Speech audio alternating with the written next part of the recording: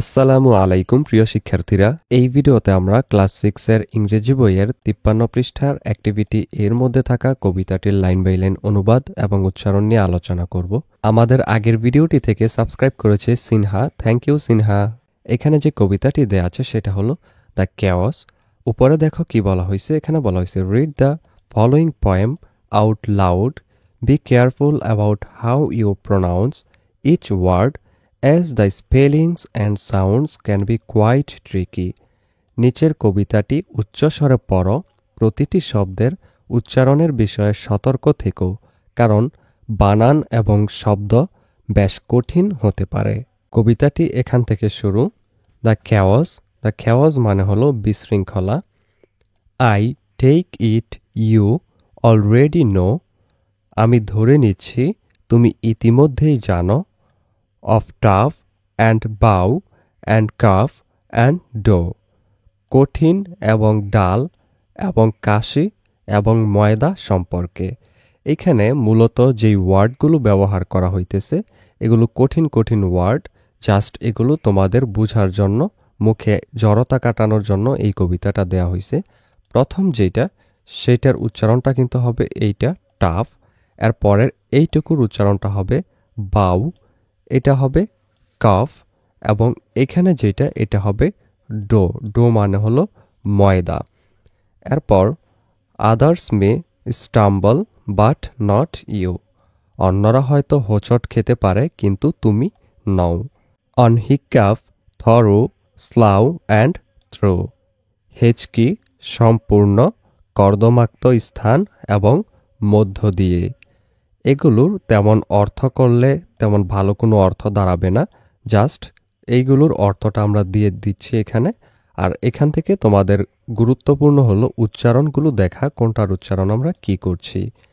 এরপর beware of heard আর dreadful word, একটি ভয়ানক শব্দ সম্পর্কে সাবধান হও, আর সেটা হলো হার্ড মানে হলো শুনতে পারা। That looks like beard but sounds like bird, যা দেখতে দাড়ির মতো কিন্তু শুনতে পাখির মতো। And dead it's said like bed not bead, অর্থাৎ আর মৃত বা এই ডেড শব্দটি এটা বিছানার মতো বলা হয়, পুঁতির মতো নয়। For goodness' sake don't call it deed, দোহাই ঈশ্বরের এটাকে কাজ বলো না, অর্থাৎ ডিডের মতো উচ্চারণ করো না। Watch out for meat and great and threat, মাংস এবং মহান এবং হুমকির জন্য নজর রাখো, অর্থাৎ এই যে শব্দগুলো মিট, গ্রেট এবং থ্রেড, এগুলোর প্রতিও নজর রাখো। They rhyme with suit and straight and dead, তারা সুট এবং সরল এবং ঋণের সাথে ছন্দবদ্ধ, এই ওয়ার্ডগুলোর সাথে ছন্দবদ্ধ এটা বোঝানো হয়েছে। A moth is not the moth in mother, অর্থাৎ মা শব্দের মধ্যে এই যে মথ বা পতঙ্গ, যেই জিনিসটা, পতঙ্গকে ইংরেজিতে মথ বলা হয়, এই মথ কিন্তু আর মাদারের মধ্যে মথ উচ্চারণ হয় না, সেটাই এখানে বলা হয়েছে। নর বোথ ইন বদার নর ব্রথ ইন ব্রাদার, না ঝামেলার বোধ না ভাইয়ের ব্রথ, এখানে বোঝানো হয়েছে যে এই বোথ শব্দটা বদারের মধ্যে কিন্তু বোথের মতো উচ্চারণ হয় না, এখানে বোথ থাকা পরেও। আর এখানে এই যে ব্রথ শব্দটাও কিন্তু ব্রাদারের মধ্যে ব্রথের মতো উচ্চারণ হয় না, ব্রাদার এরকম উচ্চারণ হয়ে যায়। And here is not a match for there, আর হেয়ার দেয়ারের সমার্থক নয়। Nor dear and fear for bear and pear, অর্থাৎ না ডিয়ার এবং ফিয়ার বেয়ার এবং পেয়ারের জন্য। And then there's dose and rose and lose, তারপর রয়েছে ডোজ এবং রোজ এবং lose. Just look them up and goose and choose, শুধু তাদের খুঁজে দেখো এবং গুজ এবং choose. A dreadful language why sex alive, একটি ভয়ানক ভাষা, ওহ জীবিতের দোহাই। I would learn to speak it When I was 5, আমি যখন 5 বছর বয়সে ছিলাম তখন এটি বলতে শিখেছিলাম। And yet to write it, the more I tried. আর তবুও এটি লিখতে যত বেশি চেষ্টা করেছি। I hadn't learned it at 55. 55 বছর বয়সেও আমি এটি শিখিনি।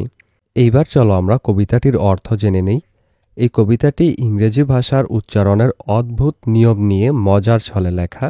কবি বলেছেন, অনেক ইংরেজি শব্দের বানান একরকম হলেও তাদের উচ্চারণ ভিন্ন হয় এবং যা শেখা অনেক কঠিন। যেমন টাফ, বাউ, কফ ও ডো, এদের বানান আলাদা আলাদা হলেও কিছু অক্ষর একই, কিন্তু উচ্চারণ একেবারেই ভিন্ন। আবার হার্ট দেখতে বেয়ার্ডের মতো হলেও এর উচ্চারণ পাখির মতো, বার্ড। এরপর ডেডকে বেডের মতো বলতে হয়, আবার বিডের মতো নয়। এমন অসংখ্য উদাহরণ দিয়ে কবি ইংরেজি ভাষাকে একটি বিশৃঙ্খল ভাষা হিসেবে তুলে ধরেছেন, যা 5 বছর বয়সে বলতে শিখলেও 55 বছর বয়সেও লিখতে শেখাটা অনেক কঠিন। এই ভিডিওটি এই পর্যন্তই। পরবর্তী ভিডিওতে আমরা 54 পৃষ্ঠার অ্যাক্টিভিটি A1 এবং A2 এর মধ্যে যে কোয়েশ্চেনগুলো দেওয়া আছে ওই কোয়েশ্চেনগুলোর উত্তর নিয়ে আলোচনা করব, লাইন বাই লাইন অনুবাদ এবং উচ্চারণ সহ। সেই ভিডিওটা পেতে হলে অবশ্যই চ্যানেলটিকে সাবস্ক্রাইব করে রেখো।